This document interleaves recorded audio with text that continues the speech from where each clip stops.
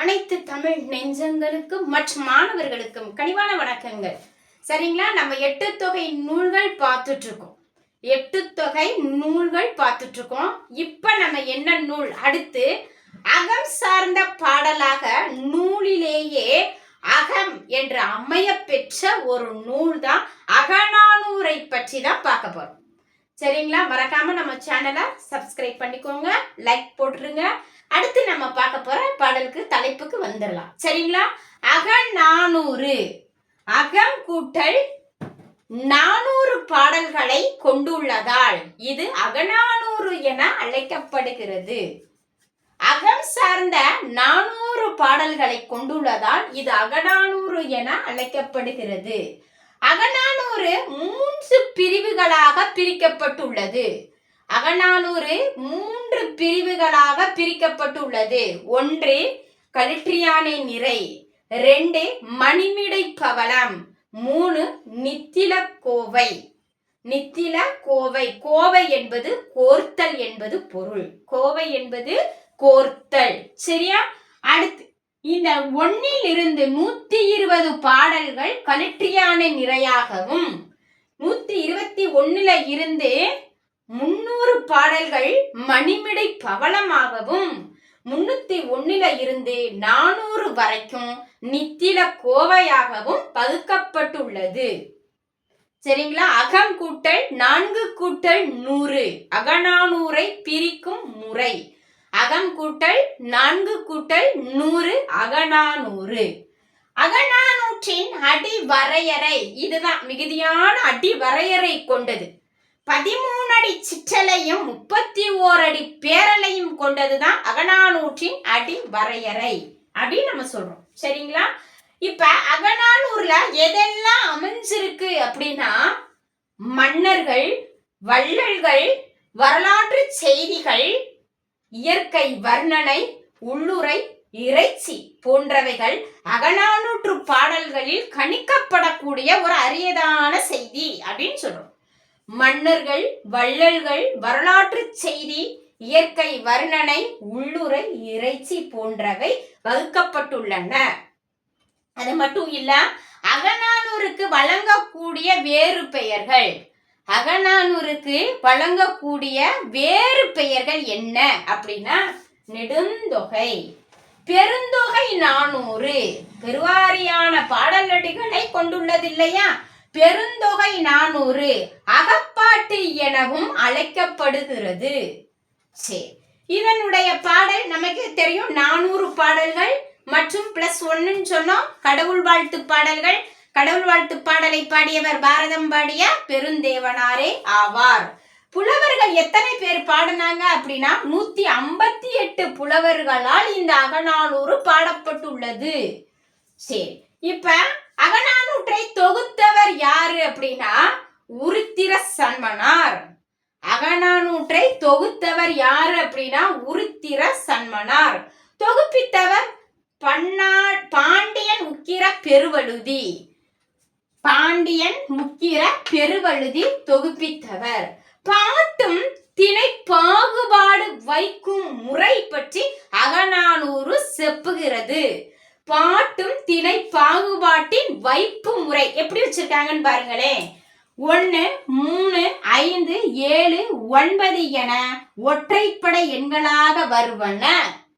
1, 3, 5, 7, 9 என ஒற்றைப்படை எண்களாக வருவன பாலைத்திணை பாடல்களாகவும் 2, 8, 12, 18 என இரட்டை எண்களோடு வருவன குறிஞ்சி திணை பாடல்களாகவும் 4, 14, 24, 34 என வருவன முல்லைத்திணை பாடல்களாகவும் 6, 16, 26, 36 என வருவன மருதத்திணை பாடல்களாகவும் 10, 20, 30, 40 என வருவன நெய்தல் திணை பாடல்களாகவும் திணை பாகுபாட்டின் வைப்பு முறை வகைப்படுத்தப்பட்டுள்ளது. எதுல? அகநானூற்று பாடல் வரிகளில். இதுல செம்பாதியான பாடல்கள் எதை பற்றி பாடப்படுகிறது அப்படின்னா பாலைத்திணை பற்றி பாடப்படுகிறது. அகநானூற்றின் உள்ள உள்ளடக்கம். அகநானூறு பார்த்துட்டு இருக்கோம் இல்லையா? இப்ப அகநானூற்றின் உள்ளடக்கம் எதை பற்றி பாடுகிறது இந்நூல் அப்படின்னா, வேதம் ஓதுதல், அந்தணர்களின் வேதம் ஓதுதல், வேள்வி தீ வளர்த்தல். அந்தணர்களோட வேதம் ஓதுதல், வேள்வி தீ வளர்த்தல், தீ வளம் வருதல் போன்ற நிகழ்வுகளை இது உள்ளடக்கியது அப்படின்னு சொல்றோம். அடுத்து இங்க என்ன சொல்றாங்க அப்படின்னா, இயற்கை இன்பம் நிறைந்தது இந்த அகநானூறு அப்படின்னு சொல்லி நம்ம முன்னாடியே பார்த்திருக்கோம். இயற்கை வர்ணனை வர்ணிக்கப்படுகிறது அப்படின்னு சொல்லி நம்ம பார்த்தோம் இல்லைங்களா? இப்ப நம்ம முல்லை கொடி அப்படின்னு ஒரு செடியை பார்த்தோமே, ஆனால் முல்லை மலர் அப்படின்னு இன்னைக்கு சங்க மருவிய காலங்கள்ல பெண்கள் எல்லாம் அந்த தலையில சூடிக்கிறோம். அப்ப சங்க காலத்திலேயே இந்த 8 தொகை நூல்கள் எழுதும் பொழுதே முல்லை மலர்கள் இடம்பெறக்கூடிய நூறு என்ன அப்படின்னா அகநானூறு தான்.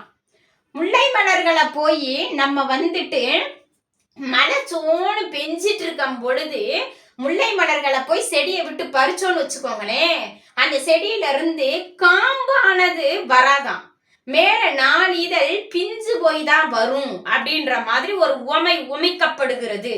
எதுக்காக இதை சொல்ல வர்றாங்க அப்படின்னா, இப்ப அகநானூறு எதை பற்றி பேசுகிறது அப்படின்ற ஒரு செய்தி வேணும் இல்லையா நமக்கு? இப்ப எதை பற்றி பேசுகிறது அப்படின்னா, தலைவி போய் தோழி கிட்ட புலம்ப ஆரம்பிக்கிறாங்க. என்ன சொல்றாங்க அப்படின்னா, முல்லை மலர்கள் மட்டும் அச்செடியினை விட்டு நீங்காதிருக்கும் பொழுது, தோழி நான் ஏன் என் தலைவனை விட்டு பிரிந்திருக்க வேண்டும் என வருத்தத்துடன் தெரிவிக்கக்கூடிய செய்தியை தலைவி தோழியிடம் அறிவிக்கிறாள். இயற்கை வர்ணனையோடு உவமிக்கப்படும் நூறு அகநானூறு அப்படின்ற ஒரு செய்தி இங்கு கிடைக்கிறது. புதுமண தம்பதிகள் திருமணமான உடனேயே புதுமண தம்பதிகள் பிரித்து வைக்கப்படுகின்றனர். எதற்காக? இல்லற வாழ்க்கைக்காக. அப்படி என்ற ஒரு அரியதொரு செய்தியினை செப்புகிறது இந்த அகநானூறு அப்படின்னு நம்ம பார்க்கிறோம். சரியா? அது மட்டும் இல்ல, இங்க எந்தெந்த மன்னர்களை பற்றி மிக வெகுவாக மிக சிறப்பு மிகுந்த ஒரு நூலுக்காக விவரிக்கப்படுகிறார்கள் அப்படின்னா, அகுதை, நெடுமானஞ்சி, எழுனி, கரிகால் வளவன், தலையாலங்கானத்து செருவென்ற பாண்டியன் நெடுஞ்செழியன் போன்ற மன்னர்கள் அகநானூரில் சிறப்பிக்கப்படும் மன்னர்கள் ஆவர் அப்படின்னு சொல்றாங்க. அகநானூறு குறிப்பிடும் மரபு குறிப்புகள் யாவை அப்படின்னா, அப்படியே சொல்லலாம், வேதம் ஓதுதல், வேள்வி தீ வளர்த்தல், தீ வளம் வருதல் மற்றும் திருமண சடங்குகள், தாலி கட்டி கொள்ளுதல் எதுவுமே இல்லை என்பது அகநானூறு குறிப்பிடப்படும் மரபு குறிப்பு. நல்ல ஞாபகத்துல வச்சுக்கணும். அடுத்து என்ன சொல்றாங்க அப்படின்னா, இந்த அந்தணர்களோட வேதம் ஓதுதல், வேள்வி தீ வளர்த்தல், தீ வளம் வருதல், திருமண சடங்குகளில் தாலி கட்டி கொள்ளுதல் இது எதுவுமே அகநானூற்றில் இல்லை என்பது ஒரு மரபு. சரிங்களா? அடுத்து என்ன சொல்றாங்க அப்படின்னா, ஒரு பாடல் எண்ணின் அடிப்படையில் வருதல் என்பது மரபு. ஒரு பாடலானது எண்ணின் அடிப்படையில் வருதல் என்ப ஒரு அரியதொரு செய்தியை அகநானூறு செப்பி செல்கின்றது. இந்த வீடியோ உங்களுக்கு பயனுள்ளதா அமைஞ்சிருந்துச்சு அப்படின்னா மறக்காம நம்ம சேனலை சப்ஸ்கிரைப் பண்ணிக்கோங்க, லைக் பண்ணுங்க, கமெண்ட் பண்ணுங்க. நன்றி, வணக்கம்.